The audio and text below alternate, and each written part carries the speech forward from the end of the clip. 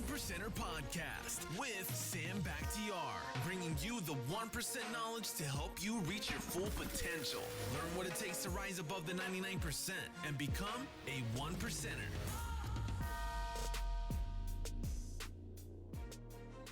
Welcome to the One Percenter Podcast. Today, I have my old-time friend, one of my very first mentors, somebody I've looked up to for many years in many different ways.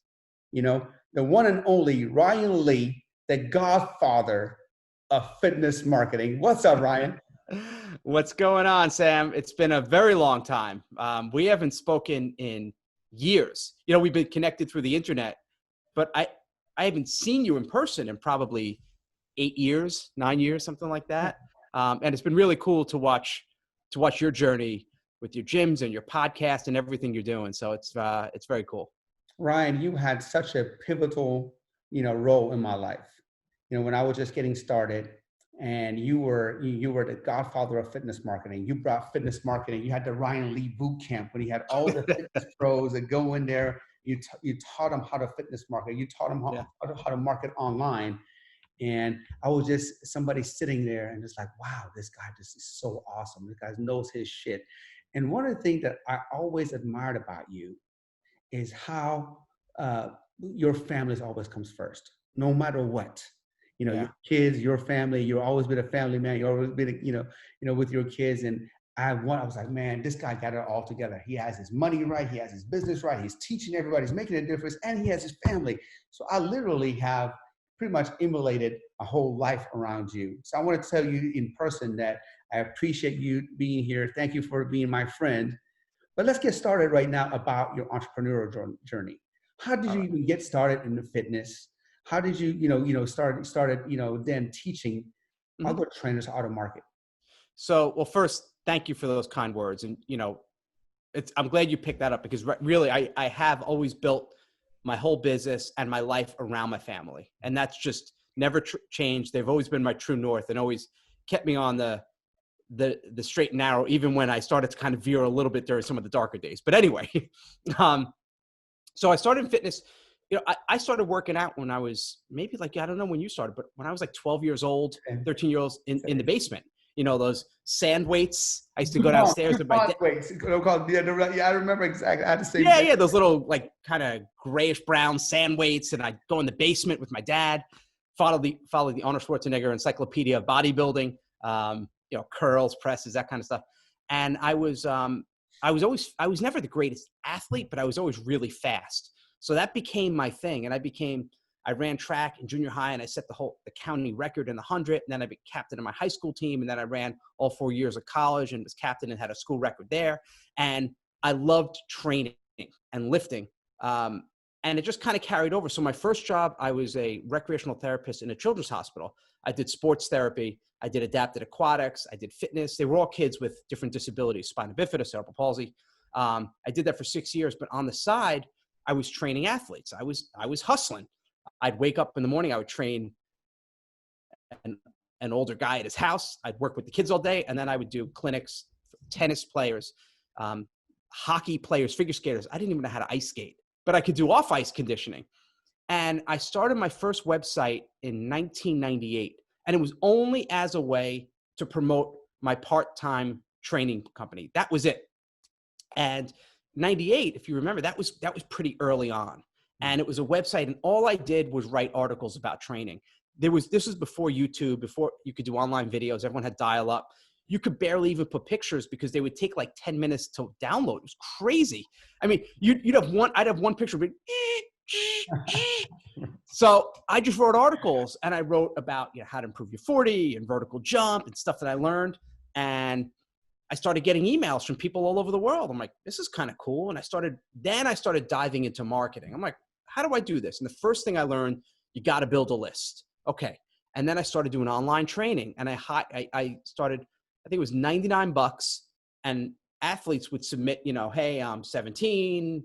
I play football. I want to improve this. And I started writing programs. I started getting busy. So I hired a guy, this guy up in Canada who was a trainer, and he's actually become well-known in some circles. His name's Craig Ballantyne. A lot of people know Craig now as the marketing guy. I hired him. He was my first employee. I didn't even know that. Oh, really? Yeah, yeah. So I started paying him some money, and he would create the programs for me, and he started writing for my site, and it started growing, and I said, okay, how do I monetize this? Well, I could sell some training equipment, and we started selling medicine balls, and it was drop shipped, and then I started doing more programs. And then my buddy Dwayne Carlisle, who was a strength coach with the Eagles at the time, and he created training VHS tapes, speed agility. I started selling them. I was selling a lot of them. And by that time, I was working as a gym teacher in the South Bronx. And things just kept going and going and going. And then I took all this content and made it a membership site. And it started doing really well, making more than my full-time job. And in 2001, I left, and I've been doing this full-time ever since. And what's crazy is after a couple of years of doing this online success, I had other trainers, people like you, people like Alan Cosgrove and Eric Cressy, people who were just kind of starting out in that space, Mike Boyle, started asking me for advice. Well, how do I market? How do I market online and create products and programs? And I'm like, all right, cool. Let me teach you that. I love teaching marketing. And it just kind of snowballed. Whereas after a few years, I started to become known more for being a marketing guy than a fitness guy, which is still weird because fitness was my life. And I went to school and I got a master's in exercise physiology, and I love training, but I became known as a marketing guy. And I did the Ryan Lee boot camp, which is so it was cool and I loved it, but it almost kind of makes me cringe a little bit, like thinking, who am I to say Ryan Lee boot camp? An arrogant a-hole. But it was fun because what I did was I combined it. I made it half fitness, half business, and people really liked it. I just wanted to make everything fun and practical. And it set off the careers of pretty much everyone who's a big fitness marketer now is either my student or a student of my student. And now some of them are students of my students of my students, which makes me like this old guy, which is great. I'm not even 50 yet. Like I'm going to be 48 soon. So I'm not like, 90, but I guess doing it for over 20 years online, is like dog years. You're the OG,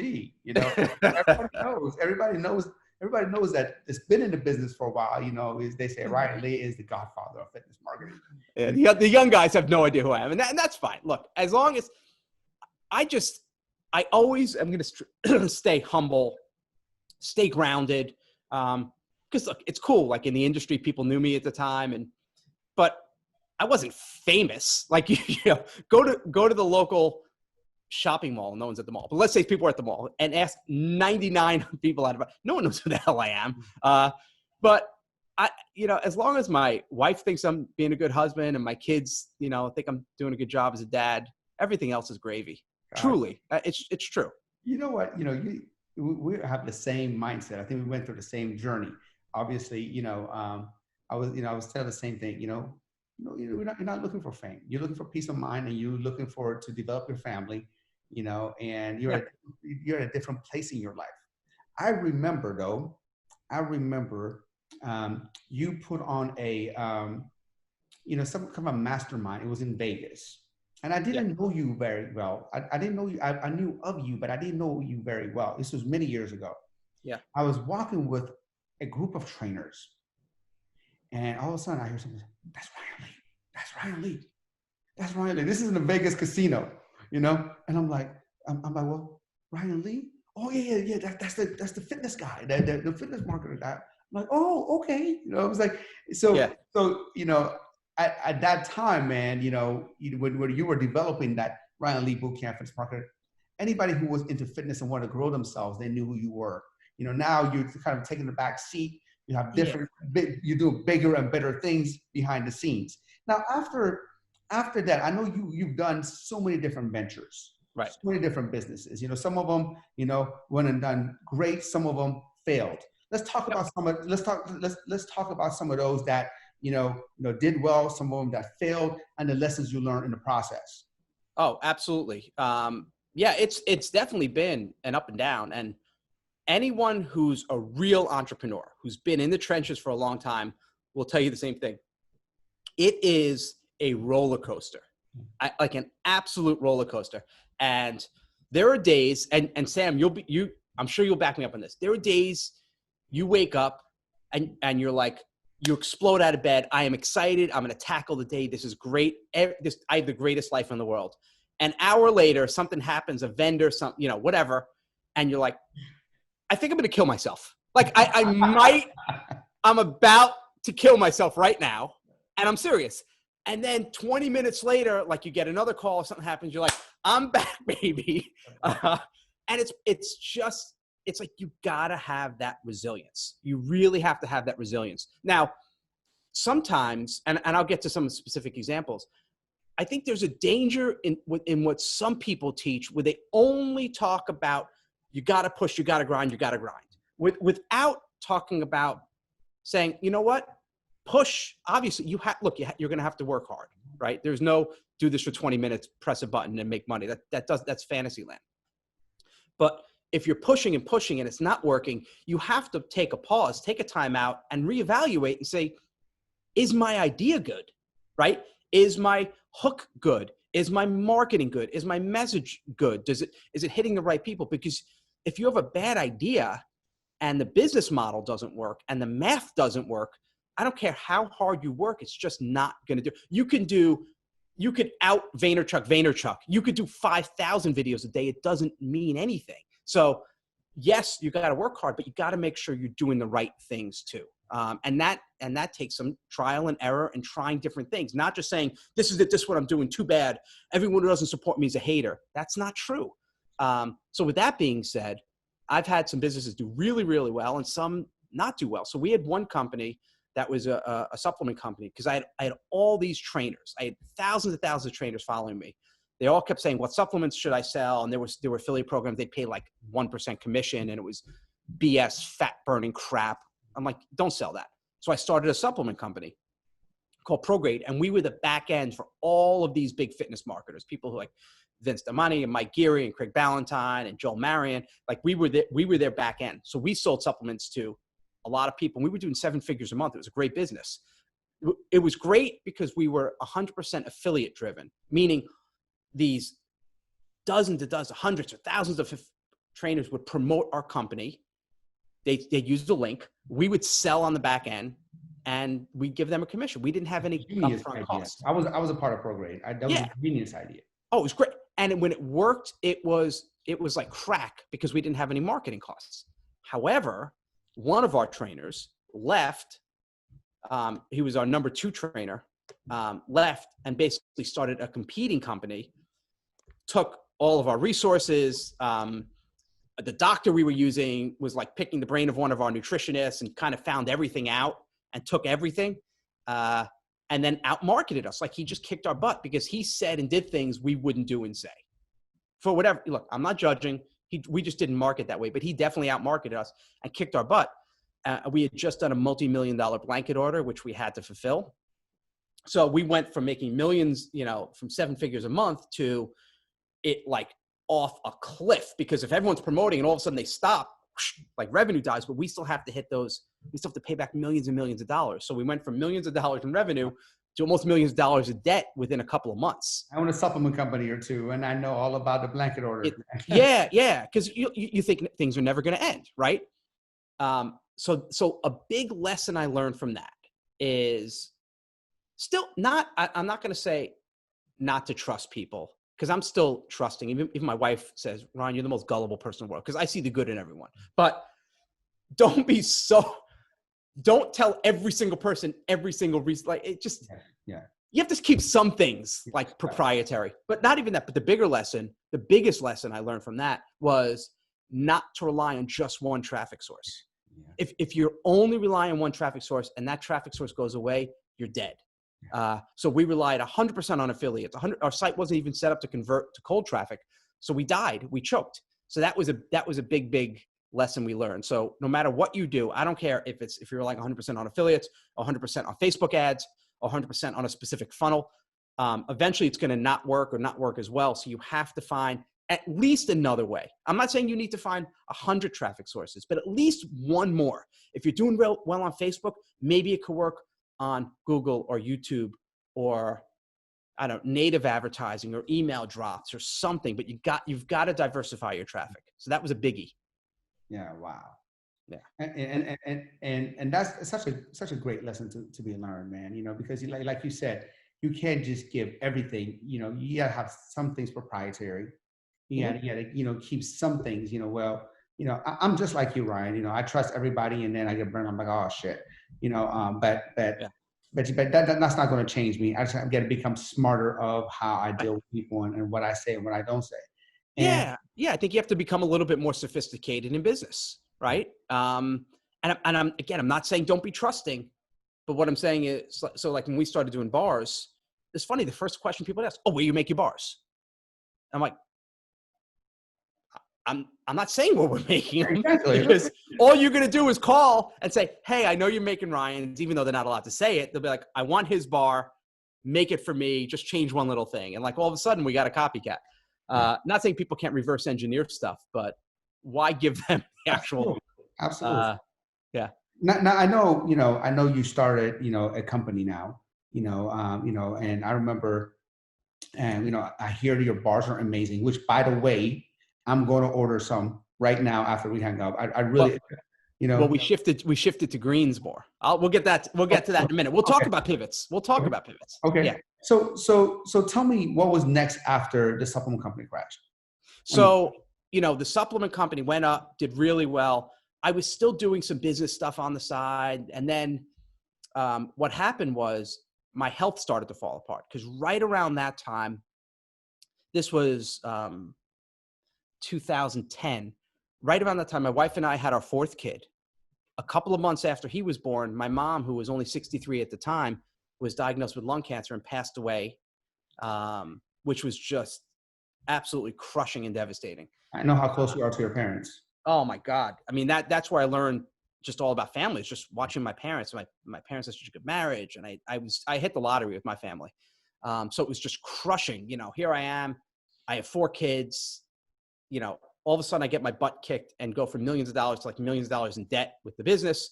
My mom passes away. I signed a big lease. We launched a print magazine that bombed after a month or two, because I'm like, oh, continuity income, recurring revenue. I could do monthly for a magazine. What I didn't anticipate was how long the print runs were, that you have to plan it out like 3 months in advance. So people were getting billed for like their second month of a magazine and didn't even receive the first one yet. Not a good idea. So that folded. So I did some soul searching, but what happened was, I started eating more. My kids are eating. I'm have a little chicken finger off the plate here, a little mac and cheese here, not exercising as much. I start gaining weight. And I was always fit. And then all of a sudden I start getting heavier and my pants are getting tight. I'm like, my pants are shrinking. Like, what's going on? And I one day I woke up and my feet were killing me. I'm like, my feet are swollen. That's weird. And it was getting worse and worse. And then I woke up about 2 weeks later and I couldn't move my fingers. I'm like, what the hell is this? I literally could not move my finger. And then I couldn't walk. I could not walk. It hurt that much to take a step. And then I went to my general practitioner. I went to a chiropractor. I went to a physical therapist. I went to a podiatrist. I went to my orthopedic guy. No one could figure out what was going on. Finally went to a rheumatologist, and he diagnosed me with an autoimmune disorder called psoriatic arthritis. So that was like, talk about my world falling apart. I'm like, could it get any worse? And I went from Ryan Lee boot camp to all this crap. And that was when? What year? How old were you? This was between 2010 and all the stuff was happening to like 2014. So I was born in 72. So whatever I was You're like late 30s. Yeah, late 30s. Started getting to early 40s, and I'm like, I need to take a step back and fix things. I simplified everything. I said, first thing I'm going to do is make sure I'm not going, because I would go to events and I would drink and just do stupid things. So stop traveling. I didn't travel for 6 years. I said, I'm going to stay home. I'm going to focus on my family. I'm going to focus on simplifying my business. And that's what I did for a few years. And I started a membership site teaching business. I started getting my health back, started losing weight. I'm back to actually the same weight I was in high school. I didn't go on the drugs the doctor recommended. I said, I'm going to figure this out naturally. And that was kind of the idea where I was building the business thing. And I'm like, you know what? Maybe I could get back in the health space, because I'm fighting inflammation. Let me see if I can create a bar, because I wanted to have a bar every morning that didn't have inflammatory ingredients. And that was the seed of the idea for the new company, Rewind. This was a couple of years ago.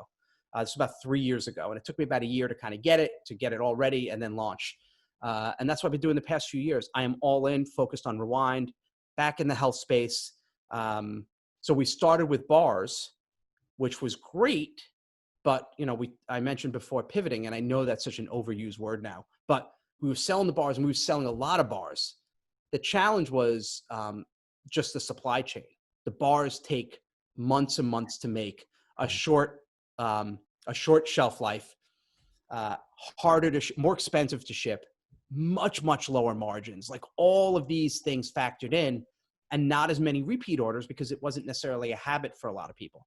So I looked at all the numbers, and after 2 years and putting, that $800,000-900,000 into it, I'm like, this is going to be tough to make a go, to lose, 50, 60,000 a month.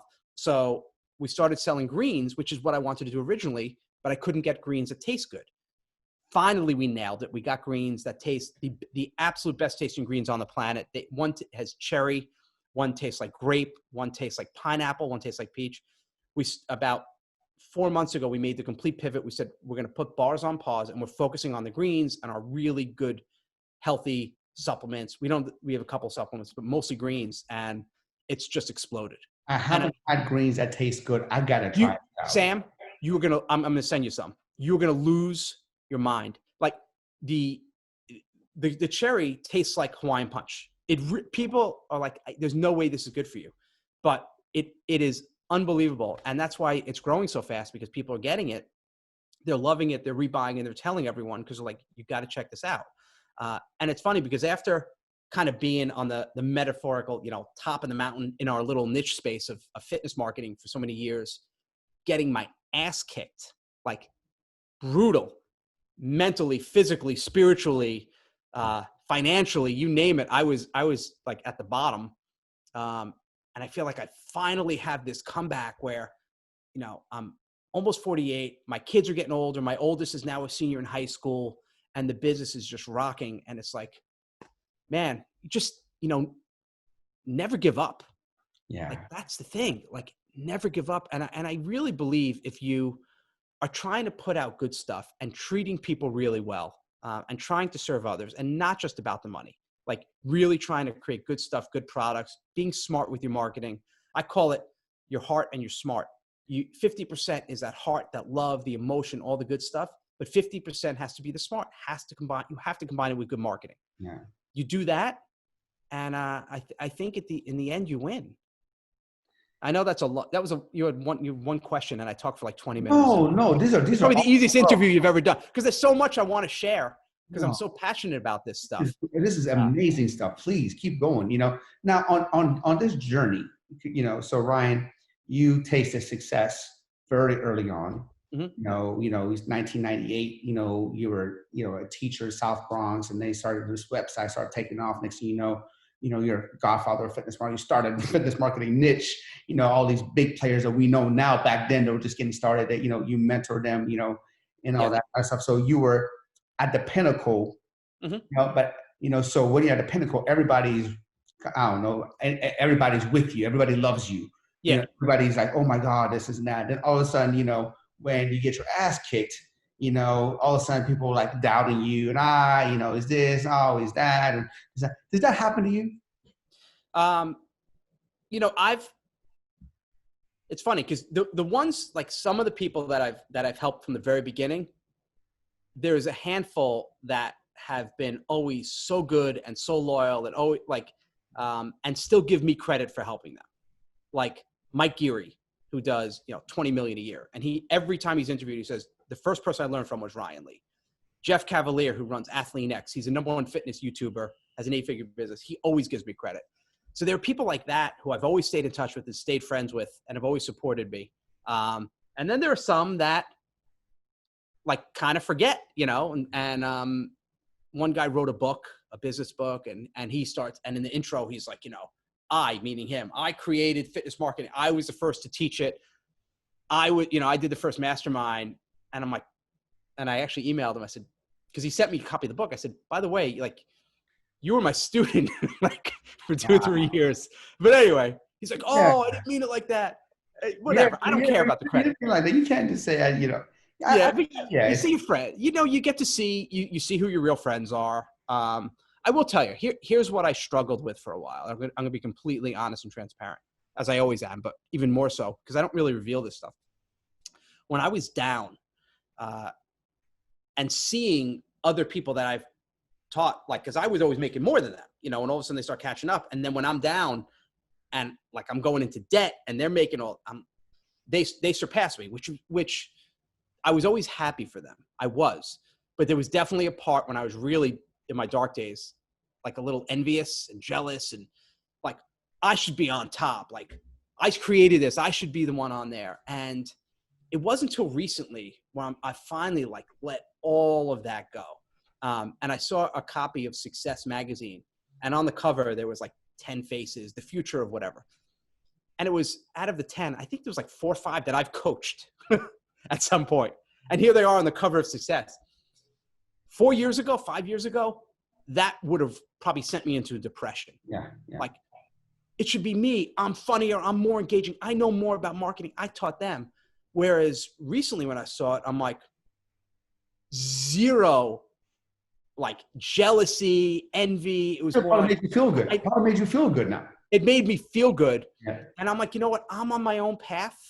I've got my wife, my kids, everyone's doing great. I've got this new company that I'm excited about, and I'm focused on that. Like, I don't need to be the face of everything. I am really happy. And that was, I almost like started to get teary that I didn't get upset. Like, it felt so good to let it go. And I feel like my head is clear. And if I can give someone that message, like if they're young and on their journey, it changes everything, because it's hard sometimes when you see people showing stuff, you know, Instagram, and look at this and look at my cars and look at my house and look how great everything is, and everything's kind of photoshopped. And you don't see the real, you can get jealous, right? You could be like, I'm working hard. I should have that. And just focus on the big stuff and the most important things. You know what I love about you and what you just said, Ryan, is the fact that you are staying in your own lane, and you know what really makes you happy. Yeah. You know, one of the things that I took from this is when you sit down and simplify life. Yep. You know, I'm in the process of doing that right now.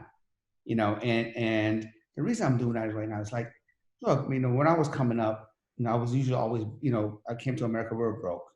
You know, I equated success to the cars and the mansion and then this and that. Now I'm going like this. I'm like, I have like 7 cars, dude, but I drive my Infiniti SUV every day. I don't drive any of the fancy cars. I'm like, let me just get rid of them. You know what I mean? Like, you know, I'm trying to simplify life and just stay in my own lane and do what makes me happy. And it just becomes you're in such a better place when you do that. I've seen your pictures on Facebook, and I've seen pictures of you in front of your cars, and I've seen pictures with you with your kids, and it's not even close how much different you look when you're with your kids, and the smile. Like, you could smile with the cars, but you're smiling from your heart when you're with your kids. Yeah. And that's something sometimes it takes people a while to figure that out. And by the way, I don't judge. Like, if someone makes $1 million and they want to blow it all on a car or jewelry, bling, and a mansion, you do you, right? I'm not going to judge. That's fine. That whatever makes you happy. But I will tell you, if you think and you base all of your happiness like on that stuff, on the material, and that's it, you're never going to be satisfied, because you're always going to want more. Oh, look at this car. Well, Sam has a nicer one than me. Now I got to get that, and I'll be happy. And once you get that, you're like, well, look at the car that this guy has. Just we all have an expiration date. And I'll never forget this. When my grandmother passed away, it was in 94. We went to a cemetery, and I'm Jewish. And the rabbi said, look around, look at all the graves and the headstones. And not one says how much was in their bank account or the car they drove. Every single one says beloved mother, grandmother, father, brother, uncle. He says, at the end of the day, that's the most important thing. Oh, and it is. So figure out what the most important thing is to you, and find a way to bring more of that into your life and focus on that. And if it's more freedom or time, or if it is cars or Coke and horse, whatever you want to do, you do you. But for me, it was always the family. But I remember talking to you. Yeah, I remember. I don't know if it's the house you're in now, but you built the house, and then you had a studio. You put soundproofing on, Yeah. in a little studio, and you're like, okay, so that I don't wake up the kids, and if they can't hear me, I can work. And then all of a sudden, the kids found you. They always found me, which is why, and now that, we're in the middle of this pandemic and my kids do half in school and they're doing half online, I have a whole space. So I rented we have a 2-story building right in our town of New Canaan, Connecticut, on Main Street.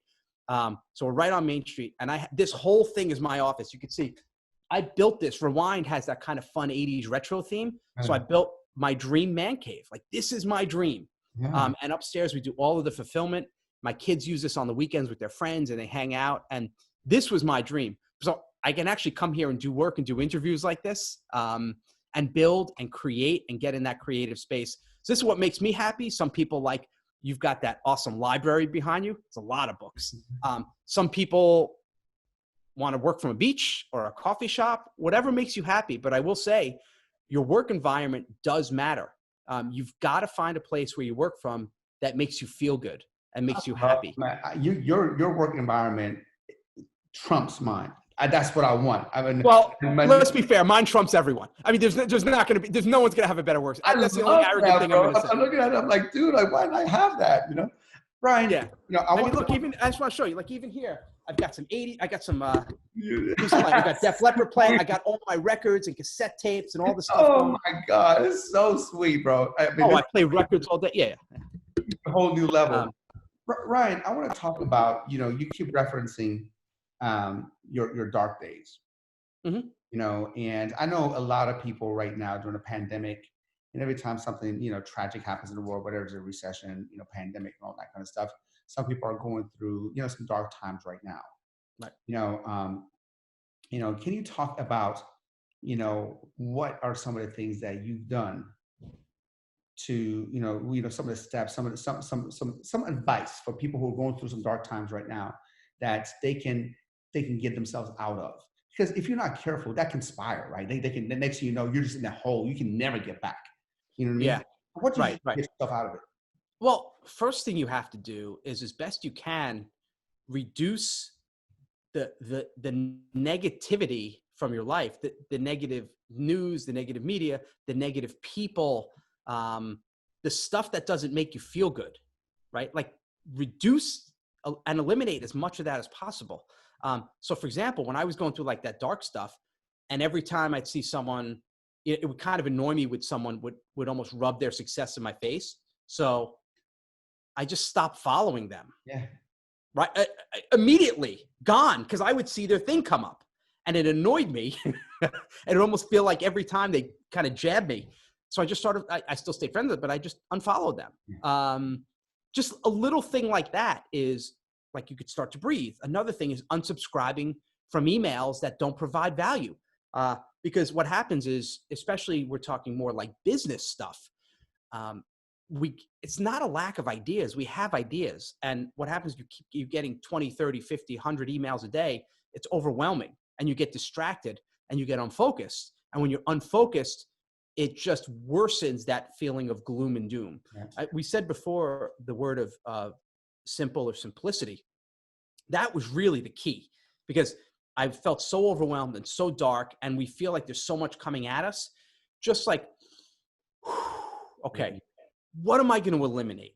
Like, what's the core? What's the most important things in my life? I look at the 3 F's, which is, for me, it's, family/friends. The other one is fitness. And that's your physical fitness, your mental fitness, your spiritual fitness, whatever it is that you want to, fill your mind, body, and soul. And the third one is your finance. Because if any one of those 3 is off, it's going to feel really stressful. So eliminating the clutter, simplifying, reducing the negativity, every day doing something that feels good to you. Hopefully something that's good for you. Like, a line of Coke probably isn't the best thing for your health, right? Maybe temporarily it would give you like whatever it does, like some kind of boost or something. But go for a run, work out. Like, working out is the best medicine. And I know you've always worked out, Sam, and so do I. And there are some people who never work out. And I don't I don't get it because you feel like such crap. It becomes your norm. It becomes your set point of crap. I'm not saying you need to lift weights and be all jacked and have 12-pack abs like Sam, but just do something. Even if it's taking a 30-minute walk a day, just do something. And surround yourself with good people. So you get rid of the negative stuff and surround yourself with good people. So join a Facebook group, form a little mastermind group. You don't have to pay someone $100,000. You could find 2 or 3 friends that are on the same path as you and say, hey, why don't we jam on the phone or a Zoom every 4 to 6 weeks to keep each other accountable and kind of get, and I've been doing that for like 15 years, a group of three different guys. And we're all in the same thing. We're 3 dads. We all have kids. We want to put our family first, and we just talk and help each other through these things. So it's a lot of that stuff. I wish I had like a Tony Robbins quote where I could say, snap out of it or something, but it's a lot of little things. Start off each day too with gratitude. Just saying, just sitting down, and even if you write it down, like one thing you're grateful for. I'm grateful for my kid. I'm grateful for the internet. I'm grateful for running water. I'm grateful for, to live in this time, even though it feels really stressful right now. There's never been a better opportunity for entrepreneurs. I mean, you can start a business now for nothing, literally nothing. You could go, there was a girl who lived down the street here, and she started doing some stupid dances. And now she's like, her name's Charlie. Now she's like the #1 TikTok person. My kids knew her. She was always in town here. And now she moved to LA, and she made like $4 million last year doing these. My kids do stupid dances all day. But look, that's awesome. She started with nothing. So you could start with virtually nothing and build a 6 or 7 figure business that is a true lifestyle business that you could run from anywhere. So much opportunity. You just got to figure out what it is you want to say. Why should people listen to you? Figure out that little corner, that little niche you can play in and go. And that's, by the way, a tactical thing is really hyper focusing. Like, own that small little market. Don't say, I'm going to teach everyone to be happy, or I'm going to teach everyone to be rich. Too broad, too big. Start somewhere. Rewind. We're really focused on Gen X, as you could see if you're watching video behind me. Our theme, our message, our name, Rewind. It's all kind of focused on that audience. If you're a millennial or Gen Z and you want to buy our stuff, cool, but we're not really marketing to you. And I'm okay, because we've got tens of millions of people right in my audience, and that's good enough for us. So can we expand down the road later? Absolutely. Facebook didn't start reaching everybody. Everyone says, oh, they started with college. They didn't even start with college. They started with just Harvard. And then they slowly expanded out to Ivy League, then to college, right? Amazon just sold books. I remember buying a book from Amazon like 25 years ago. Right now they sell everything. So you can start narrow and expand later, but there's something to be said about really narrowing your focus. And the minute you do that, your marketing, your messaging, your clarity is so on point, and the stress melts away because you don't feel like you're trying to be everything to everyone. Your marketing's tighter because your message is tighter, because you know exactly who you're talking to. And I'm telling you, that's a big, big thing. And that's a big reason why a lot of people don't succeed. It's too broad, too vanilla.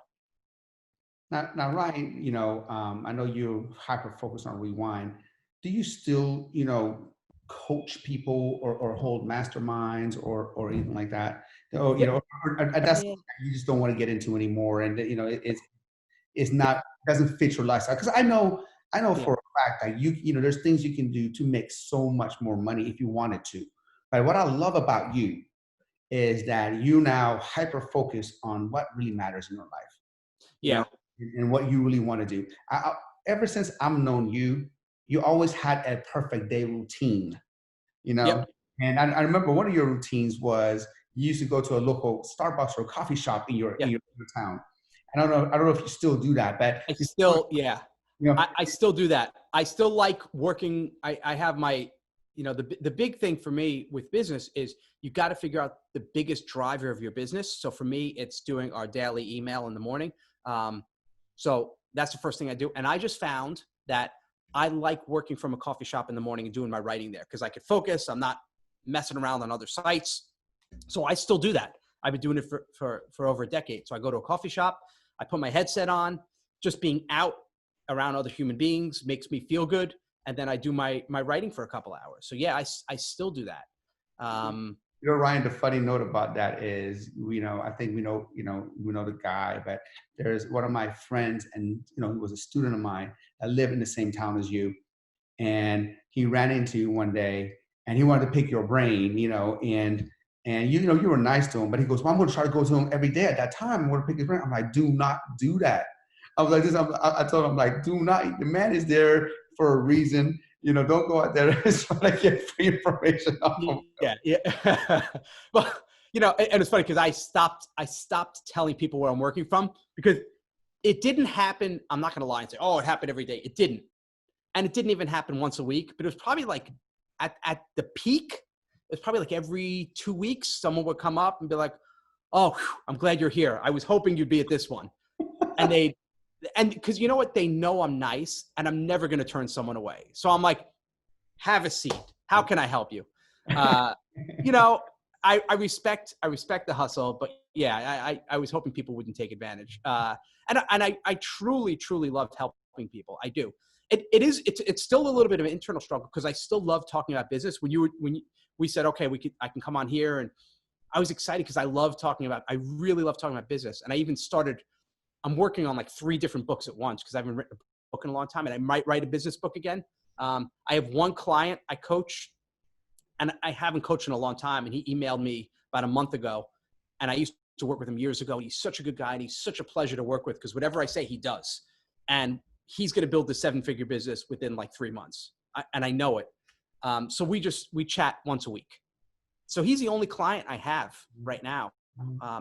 And I know, yeah, there are definitely ways I could make some, quote unquote, easy money and charge a few grand or 10 grand and do masterminds, but I'd be doing a disservice because my head really isn't in the coaching. And I know, like, if we're talking purely economics and long-term economics, an information marketing business, right? A personality based, is probably most, if you're doing a good job, like you're doing really well and you're in the top 1%, you'll probably max out at about 2 million, maybe 3. So that's the top 1% of 1%. The top can maybe do like 20 million, maybe, but it's and I know a couple that have done that in the influencer space. Very, very hard to do. The nutrition company can do easy 100, 150 million. So in terms of pure potential scale, not even close. Not even close. What you could build with an actual company with physical products, like an e-commerce company. Focus on the right things, not just hustle, but hustle towards the right things. And that's right. Yeah, you got to figure out what you're doing. And look, with an e-commerce company, you could generate. There's a difference between generating 10 million and making 10 million. With a coaching / influencer / guru model, you could generate 3 million, but net 2, right? Potentially. So depends what you want, depends what your goals are, depends what you want to build, how you want to show up in the world, what you want to do. That's why you got to find your own path. But find someone who you're like, I like what they're doing. Let me kind of watch and model what they're doing. If they like what you're doing, Sam, watch Sam, see what he's posting. Don't copy him. Don't take a picture of Sam in front of a shiny car and then Photoshop his handsome face out and put your face on his 12-pack abs. Do your own thing, but find your own angle. And I mean, that's the key to happiness, right? And keep going and get ready for the dips, because it will come, and some fold and cave and you never hear from them again, and some continue to rise. And you're a perfect example of that. You're a perfect example of resiliency and staying true to who you are throughout the years. You stayed true to your family, what was more important to you, and now you're in a perfect rhythm of what you want your life to be. Like I said, I commend you in more ways than one. Doing everything that you've done and be having such a big pivotal influence in my life. and so many others, Ryan. Well, I truly appreciate it. I love when I get emails from people who they'll say, man, you don't even know me, but I bought your product 15 years ago. And I make $100,000 a year now, and I paid off my college loans. It is amazing hearing that stuff. And you know what I love to do? I love to share my business with my kids. And that's why I like when they go upstairs and help out packing stuff. If anyone's listening and they are a parent and I know you have a lot of men on here, and they are a dad or become a father. And if you can build your business, like here's the dream, right? You build a business that gives you freedom and the lifestyle you want and lots of money, right? With money, you could do whatever you want. You could do good things. You can give it away to charity, do whatever you want with it. But also a business that you're proud of, that your kids are proud of, that your kids say, that's my daddy. He runs this company. This is the business he runs. And if you don't feel like the business you're running now would be that, if you don't feel like your kids would be proud to show you off to your friends, then you're doing the wrong fucking thing. Yeah. I'm telling you that right now, because you're not building what you could or should be building. Because when you do that, the minute you build something that you're so damn proud of, that you want to show this off to the world, it changes the game. And you become your biggest cheerleader, not like, like a lunatic, your own cheerleader, but you just feel so good. But if you're doing stuff where you're like, I don't really want my friends from high school to see this, you're doing the wrong thing. The wrong thing. Ryan, for people who want to find out more about, your companies, you and everything that you do, where can they find more information about you or your companies? Well, check out for Rewind, go to rewindco, rewindco.com for Rewind Company, so rewindco.com. For me, I have ryanlee.com. I don't really do much on there. Go check it out. I give away a talk that I gave. So go on there if you want to learn some business stuff on that one, about how we built Rewind. But that's it. Check me out on Facebook. I do a lot of 80s fun things. Join our Rewind Breakfast Club. Just go to Facebook and type in Rewind Breakfast Club. And I'm here. I'm here to help. Just don't try to find me at Rewind and say, can I pick your brain? Never say that to anyone, by the way. I know. Never, yeah. Never say, can I pick your brain? Everybody, you heard the man. You heard the legend. The legend today. Go follow him on Facebook. Go to ryanlee.com, download some business stuff, and go to Rewind Co. and check out the cherry greens, man. I want to get some. Peach, pineapple, orange. We have grape, Sam. We have greens that taste like grape soda. I kid you not. I'm putting my order in, Ryan. I'm serious because you're gonna freak out. I appreciate it, Ryan. Thank you so much for your time. Hey guys, if you like today's episode, do me a huge favor. Go ahead and leave a comment below, subscribe to the channel, leave me a review, and tag a few friends that you think can benefit from what we shared today. Really appreciate it. God bless.